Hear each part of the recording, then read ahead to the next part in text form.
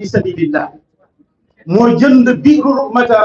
bi nga xamante ni Medina amuñu ndox mu ñu naan ak jus moo leen koy jaay ci alalu boppam. moom Ousmane moo taxawal jaysul usra te mooy xare Tabuk bi yonent bi waxee ne xare bi métti na foog yéen jullit ñi ngeen cotiser pour xare bi mën a taxaw Ousmane moo financé xare bi aller retour ci alalam.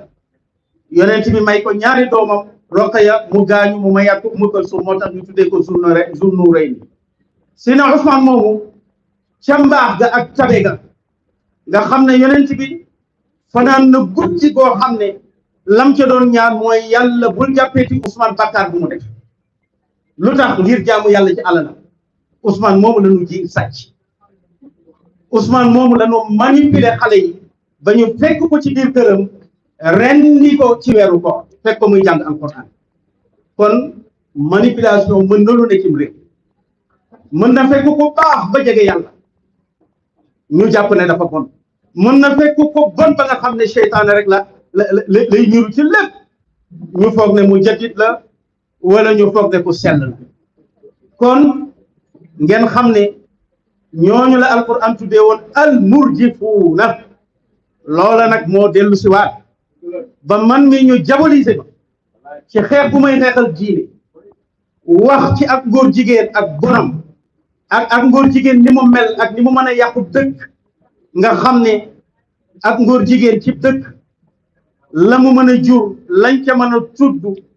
mooy xéewal bu mu fekk ci dëkk daf koy ruusal ba mu jeex dafay dindi kersa ci nit te kersa bu dañee ci nit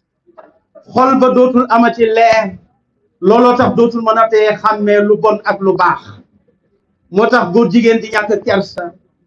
di dog la mën a xuloo tabarakallahu ak ngóor jigéen amul benn diine bu ko nangu. gis nga tubaab yi ci France ñoo njëkk a xeex ak ngóor jigéen xeex nañ ko ba ku ma sa nekk góor jigéen ci ñoom buñ ko xamee dañ lay tàpp wante am ñu jóg di mbootaay ci góor jigéen ñi di xeex seen ak seen yelleef pour mën a am seen liberté ci France di ko xeex ba 1990 ci la ONU daganal ak góor jigéen ca France yemuñ ca ñu continuer di xeex ba keroog bi Mélenchon ñëwee xamal Ousmane Sonko ne ko fële ca France de maa xeex ba góor ak góor di sëy jigéen ak jigéen di sëy waaw segam saay-saay si ñoo découragé wul ci seeni bëgg-bëgg di xeex ak mbon pour saxal ko waaw ñun jullit ñi nag ndax dañuy toog rek yaakaaral déedéet dañoo war a am taxawaay nen ñu tëj ci kaso yi ba ñu fees nen ñu tëral rendi tabarakallahu ndax l'islam jar na ko bu dul woon ak deretu Cheikh Omar Fouti Tall Mam Borom Touba Cheikh Sidi Hadji Malick Sy ak feder daara yi mu lakk tas leen kenn xamul lu mu toll lu tax ngir xeexal diine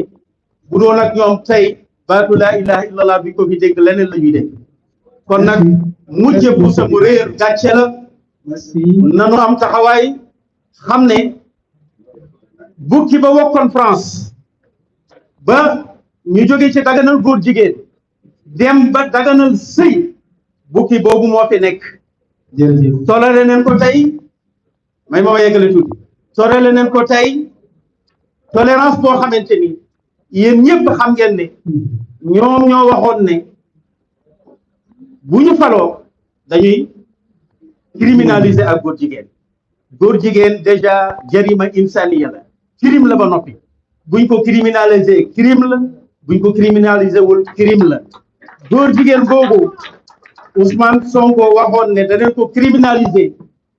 kenn déggatul ci ñoom du ci wax ñoom ñëpp jóge ne pataaral googu mooy lan asumtu iqrar buñ ne la sàcc nga ne patt kon sàcc nga kon nag tabarakallahu loolu leen doon duggee ci waxtaan wi di gërëm ñëpp di sant ñëpp wasalaamu aleykum wa rahmatullahi wa barakatuh dañu sañoon bàyyi na nga continuer parce que fi nga nekkoon am na solo lool te bokk nga ci première victime réseau bi kon yàlla sàmm